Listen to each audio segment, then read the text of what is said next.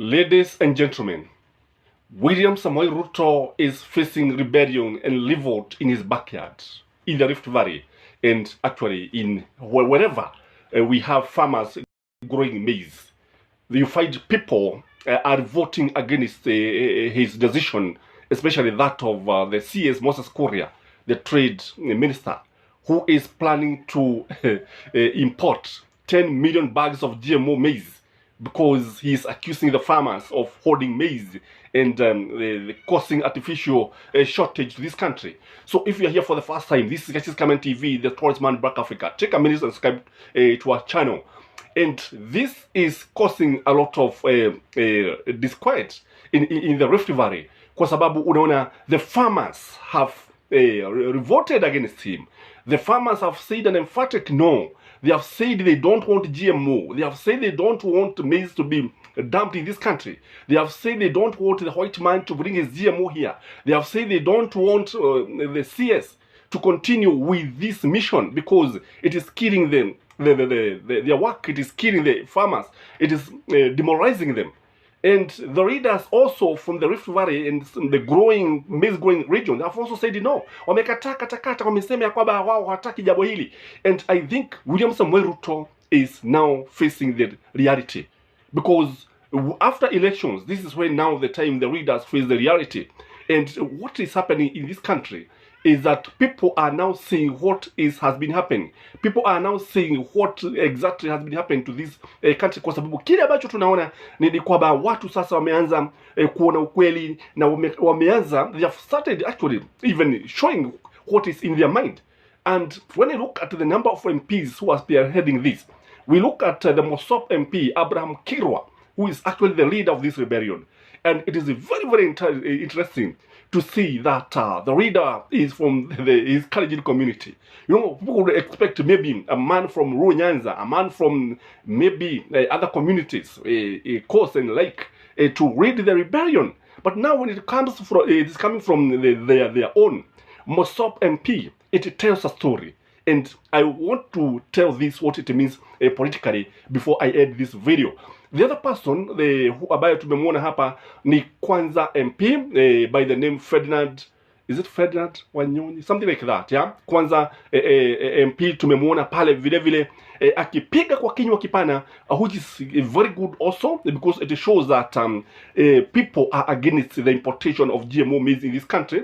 And again, we have seen the Nadi Senator himself, Samson Cherigei. Samson Cherigei has been very vocal, defending the farmers. Actually, the farmers, the leaders have united in one voice. And you know, charity begins at home. And if William Samoei Ruto is not going to get favorable support from the people of the Rift Valley, then we will find that he's going to find it tough. Kwa sababu kile ambacho tunaona ni kwamba wengi wa kutoka sehemu zingine watafuatilia na wataanza kuona ukweli na wataanza kuogea. Again, when you look at Dismas Barasa, the MP for Kimilili, vile vile amejitokeza, and when you look at this team, this is a strong team. When you add the Sabatia MP, is it Clement? Yeah. Clement is also joining. So we have a strong team of readers who are opposed to this. And in my view, if you ask me, I can posit that William Samoei Ruto is facing a very strong rebellion from the Rift Valley. Not actually even from the Rift Valley, because you can see some are from the Western. And I also believe, I am expecting the readers from Nyandarua, because Nyandarua people are also harvesting. They're also harvesting maize. I expect them to come out and join other people and defend the farmers from Nyandarua, because you see Nyandarua ni mahali ambapo unaona kuna mengi ambayo yametokea pale. Is a place also where we are seeing some of NCAs unable to communicate. Kizugu kimekuwa kigumu na kimekuwa shida kama barabara za huko. Kwa what there is that people should say no to the leaders, because you see, if they keep quiet when the leaders are doing the wrong thing, whether they come from the same tribe, because in the fullness of time, one day Kenya will be a nation, because we are in the process of building a nation. We are just a country. Now, we are one tribe, divided only by the economy. And when you look at the ethnicity in its ugly face, tribalism, its ugly face, you find that many people, watu wengi wamedanganywa kwamba kwa sababu ya ukabila utakuwa ukifuata mtu wenu, you will be defending your person. But in the fullness of time, you come to realize that it is you who is suffering. Because when you look at what is happening now, the maize farmer in Nyadara, who is a Kikuyu, and the maize farmer from the Western, the maize farmers from the Kalenjin land, wataretewa mahidi, because the politicians after their own interests. They have no interest about the hustlers. They have no interest about the common mwananchi. Kwa hivyo hivi ndivyo ambavyo tunaona na tukasema this is very very good. And what they want is that they want the government to suspend the importation of maize. That's the message that they are driving to the government. And they also want Ruto's CS, Moses Kuria, to be impeached. Some of them are saying they are going to take a motion in parliament to initiate this. And I wish it is taken there. I want us to look very briefly what this means politically, because in my view it is very very important. I've said that other communities will follow what is happening now. You see a lot of rebellion against some decisions, which is very good, because now it is telling the government that you cannot just bring anything and expect people to start clapping, start singing Hosanna Hallelujah. Watu wamekataa sasa, watu wanajua ukweli, watu wamepevuka sana kimawazo. And this is very very encouraging coming from Kenyans. Again, the government, if not very careful, can become very unpopular.